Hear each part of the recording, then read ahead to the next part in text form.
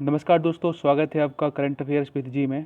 चलिए शुरू करते हैं 4 सितंबर से लेकर 11 सितंबर तक के मध्य प्रदेश राष्ट्रीय तथा अंतर्राष्ट्रीय करंट अफेयर्स को। परीक्षा की दृष्टि से सबसे महत्वपूर्ण प्रश्नों को इस वीडियो में शामिल किया गया है। वीडियो शुरू करने से पहले यदि आप इस यूट्यूब चैनल पर नए हैं तो प्लीज़ चैनल को सब्सक्राइब कीजिए। वीडियो पसंद आए तो लाइक कीजिए तथा वीडियो को अपने दोस्तों के साथ भी शेयर कीजिए। देखिए, पहला प्रश्न है, हाल ही में किसे पिछड़ा वर्ग कल्याण आयोग का अध्यक्ष नियुक्त किया गया? ऑप्शंस हैं गौरीशंकर बिशन, राकेश सिन्हा, मनोज मिश्रा या अमिताभ कांत। तो देखिए, राइट आंसर क्या हो जाएगा? पिछड़ा वर्ग कल्याण आयोग का अध्यक्ष नियुक्त किया गया है गौरीशंकर बिशन जी को। देखिए, 15 अगस्त को सीएम शिवराज सिंह चौहान ने घोषणा की थी कि जो पिछड़ी जातियां हैं उनके कल्याण के लिए एक आयोग गठित किया जाएगा। तो उसी के संदर्भ में पिछड़ा वर्ग कल्याण आयोग का गठन किया गया है। इसके अध्यक्ष होंगे गौरीशंकर बिशन। देखिए, संविधान में आपको राष्ट्रीय पिछड़ा वर्ग आयोग भी मिलेगा, इसके बारे में कुछ देख लेते हैं। देखिए, तो राष्ट्रीय पिछड़ा वर्ग आयोग की स्थापना हुई थी 1993 में। देखिए, राष्ट्रीय पिछड़ा वर्ग आयोग की स्थापना की रिकमेंडेशन दी थी 1992 में गठित मंडल कमीशन के रिकमेंडेशन के अकॉर्डिंग ही राष्ट्रीय पिछड़ा वर्ग आयोग की स्थापना की गई थी। देखिए, संवैधानिक प्रावधान की बात करें तो राष्ट्रीय पिछड़ा वर्ग आयोग आपको मिलेगा संविधान के अनुच्छेद 338B में। और देखिए, संवैधानिक दर्जा से प्रदान किया गया था 102वें संविधान संशोधन अधिनियम 2018 द्वारा।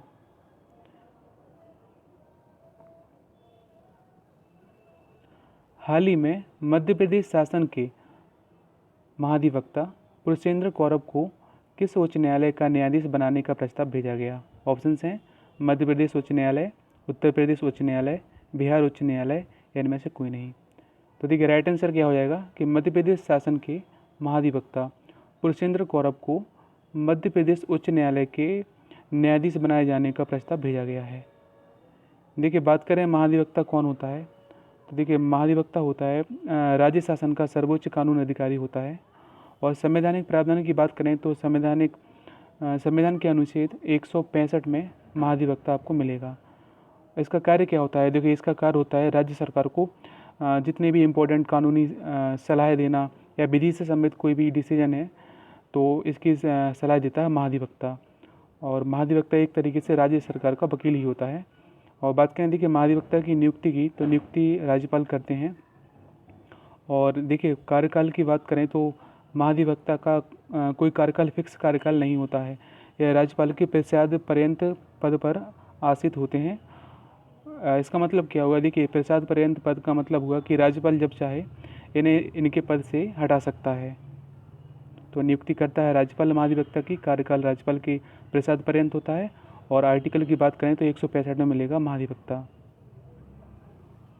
देखिए, उच्च न्यायालय की बात करें तो उच्च न्यायालय आपको कहाँ मिलेगा? उच्च न्यायालय मिलेगा संविधान के आर्टिकल 214 में।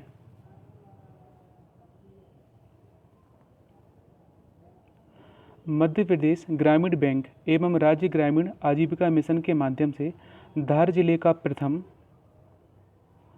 एनपीए मुक्त ग्राम कौन बना? देखिए, ऑप्शन है रानीपुरा, शिवपुरा, किशनगंज या इनमें से कोई नहीं। तो देखिए, राइट आंसर हो जाएगा धार जिले का प्रथम एनपीए मुक्त ग्राम बना है रानीपुरा।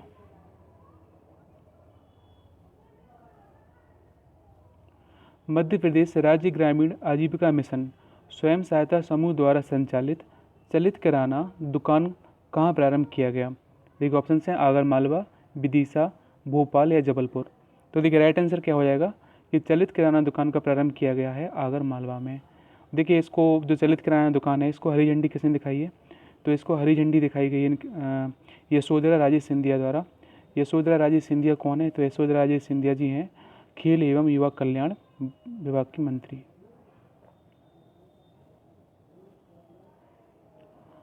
आयुष आपके द्वार परियोजना का संबंध किस राज्य से है? ऑप्शंस हैं बिहार, मध्य प्रदेश, उत्तर प्रदेश या गुजरात। तो देखिए, राइट आंसर क्या हो जाएगा? आयुष आपके द्वार परियोजना का संबंध है मध्य प्रदेश से।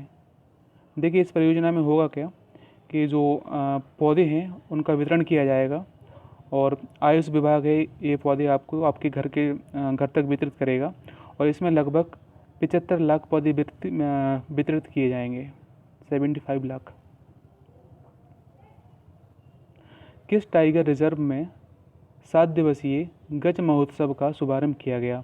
ऑप्शंस हैं कानाकिसली tiger reserve, Bandhavgarh tiger reserve, पेंच टाइगर रिजर्व या उपरोक्त सभी में। तो देखिए राइट आंसर क्या हो जाएगा कि गज महोत्सव का शुभारंभ किया गया है बांधवगढ़ टाइगर रिजर्व में। देखिए बात करें एलिफेंट की, तो एलिफेंट हमारा हेरिटेज एनिमल है और गज महोत्सव इसका शुभारंभ किया गया बांधवगढ़ टाइगर रिजर्व में।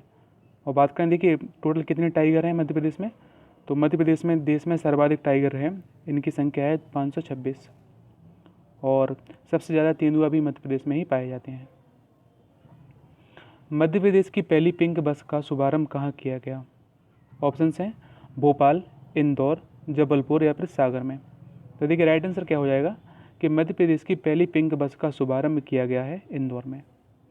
देखिए पिंक बस कैसे क्यों बोल रहे हैं हम, क्योंकि देखिए इसमें जो ड्राइवर होंगी वह महिलाएं होंगी, तो इसका शुभारंभ किया गया है इंदौर में। और जो इसकी जो ड्राइवर होंगी वह कौन है, ऋतु नरवाले और अर्चना कटारे। देखिए जो ये पिंक बस होंगी आधुनिक सुविधाओं से युक्त होंगी। इसमें देखिए आपको सीसीटीवी से लैस होंगी, ऑन बोर्ड यूनिट के साथ सेंसर वाले डोर होंगे। तो कुल मिला के एक आधुनिक बस ही होंगी ये।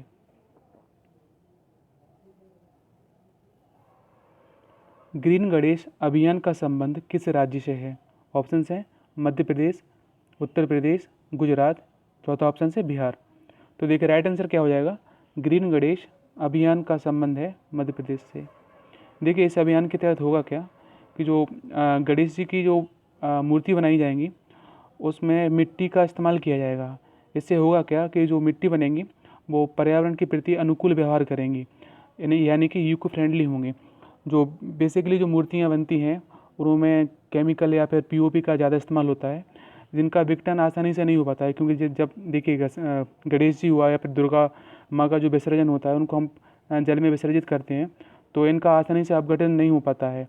जो केमिकल युक्त मूर्तियाँ बनी होती हैं उनसे कई प्रकार के जल प्रदूषण होता रहता है। तो इसमें promote eco friendly Ganesh promote करने के लिए ग्रीन गणेश अभियान का शुभारंभ मध्य प्रदेश में किया गया है।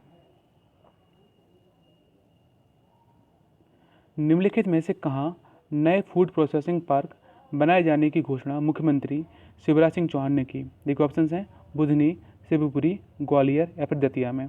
तो देखिए राइट आंसर क्या हो जाएगा कि नया फूड प्रोसेसिंग पार्क बनाया जाएगा बुधनी में। अंतर्राष्ट्रीय वायु प्रदूषण दिवस कब मनाया जाता है? ऑप्शंस हैं 8 सितंबर, 9 सितंबर, 5 सितंबर या फिर 7 सितंबर। तो देखिए राइट आंसर क्या हो जाएगा, अंतर्राष्ट्रीय वायु प्रदूषण दिवस मनाया जाता है 7 सितंबर को। विश्व साक्षरता दिवस कब मनाया जाता है? ऑप्शंस हैं 8 सितंबर, 9 सितंबर, 7 सितंबर या फिर 10 सितंबर। तो देखिए राइट आंसर क्या हो जाएगा, विश्व साक्षरता दिवस मनाया जाता है 8 सितंबर को। और देखिए बात करें विश्व साक्षरता दिवस किसके द्वारा मनाया जाता है, तो यूनेस्को द्वारा विश्व साक्षरता दिवस सेलिब्रेट किया जाता है। और बात करें देखिए यूनेस्को का मुख्यालय मिलेगा आपको पेरिस, फ्रांस में। और सबसे पहले कब सेलिब्रेट किया गया था विश्व साक्षरता दिवस, तो 1966 में पहली बार मनाया गया था।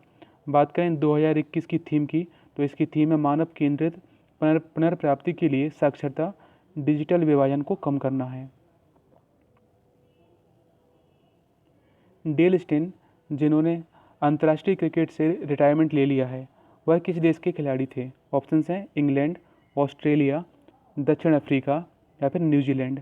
तो देखिए राइट आंसर क्या हो जाएगा कि डेल स्टेन थे दक्षिण अफ्रीका के पूर्व क्रिकेट खिलाड़ी। इन्होंने अंतर्राष्ट्रीय क्रिकेट से संन्यास ले लिया है। देखिए बात करें दक्षिण अफ्रीका की, तो दक्षिण अफ्रीका आपको मिलेगा भारत के दक्षिण पश्चिम में मिलेगा दक्षिण अफ्रीका। और देखिए दक्षिण अफ्रीका के प्रेसिडेंट कौन है, तो दक्षिण अफ्रीका के प्रेसिडेंट हैं सिरिल रामाफोसा। देखिए बात करें अफ्रीका महाद्वीप की, तो अफ्रीका महाद्वीप एकमात्र ऐसा महाद्वीप है जिससे कर्क रेखा, भूमध्य रेखा और मकर रेखा यानी कि तीनों रेखाएं अफ्रीका महाद्वीप से गुजरती हैं। और अफ्रीका महाद्वीप में आपको एक सबसे बड़ा मरुस्थल मिलेगा सहारा मरुस्थल मिलेगा आपको अफ्रीका महाद्वीप में। यह लगभग 11 देशों में फैला हुआ है। देखिए और बात करें साउथ अफ्रीका की, तो साउथ अफ्रीका में आपको एक नेशनल पार्क मिलेगा क्रूगर नेशनल पार्क मिलेगा आपको साउथ अफ्रीका में। तो इस क्वेश्चन का राइट आंसर क्या हो जाएगा, डेल स्टेन कहाँ के खिलाड़ी थे, साउथ अफ्रीका यानी कि दक्षिण अफ्रीका के। भारतीय रेलवे मार्च 2024 तक कितनी वंदे भारत ट्रेनों के संचालन की योजना बना रही है। ऑप्शन हैं 100, 120, 102 या फिर 105। तो देखिए राइट आंसर क्या हो जाएगा कि भारतीय रेलवे मार्च 2024 तक 102 वंदे भारत ट्रेनों के संचालन की योजना बना रही है। बात करें हमारे देखिए रेल मंत्री कौन है, तो रेल मंत्री हैं अश्विनी वैष्णव, वर्तमान में हमारे रेल मंत्री हैं। केंद्रीय वित्त मंत्री निर्मला सीतारमण ने किस राज्य में माई पैड माई राइट परियोजना शुरू की। ऑप्शन हैं असम, त्रिपुरा, मिजोरम या फिर केरल। तो देखिए राइट आंसर क्या हो जाएगा कि केंद्रीय वित्त मंत्री निर्मला सीतारमण जी ने माई पैड माई राइट परियोजना शुरू करी है त्रिपुरा में। राइट आंसर हो जाएगा त्रिपुरा में। देखिए बात करें त्रिपुरा की, तो त्रिपुरा आपको मिलेगा भारत के नॉर्थ ईस्ट में मिलेगा। और देखिए त्रिपुरा एकमात्र ऐसा राज्य है जो तीनों तरफ से बांग्लादेश से घिरा हुआ है। बात करें बांग्लादेश की, तो बांग्लादेश की पीएम शेख हसीना है, इनकी पार्टी का नाम है आवामी लीग, राजधानी है ढाका।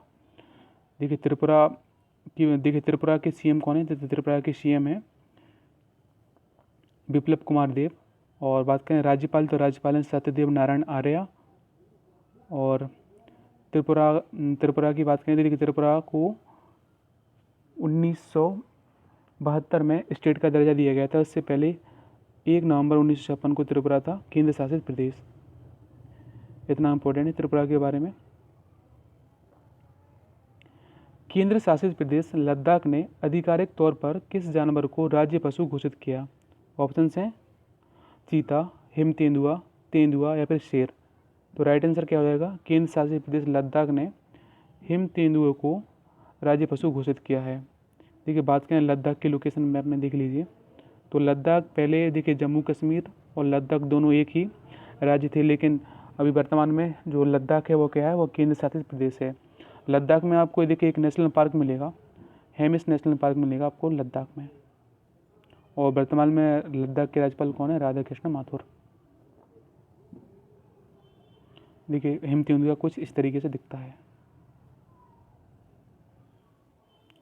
क्रिकेट द्रोण पुस्तक के लेखक कौन है। ऑप्शन हैं जतिन परांजपे, कपिल देव, सचिन तेंदुलकर, चौथा ऑप्शन है सुनील गावस्कर। तो देखिए राइट आंसर क्या हो जाएगा, क्रिकेट द्रोण पुस्तक के लेखक हैं जतिन परांजपे। इनकी हाल ही में डेथ हो चुकी है और एक क्रिकेट के कोच भी रहे हैं। तो इनकी बुक का नाम है क्रिकेट द्रोण, जतिन परांजपे की बुक है। क्वेश्चन आ सकता है इसके बारे में। पैरालंपिक में पदक जीतने वाले पहले भारतीय प्रशासनिक सेवा के अधिकारी कौन बने हैं। ऑप्शन हैं सुहास यतिराज, सुमित अंतिल, देवेंद्र झाझरिया, इनमें से कोई नहीं।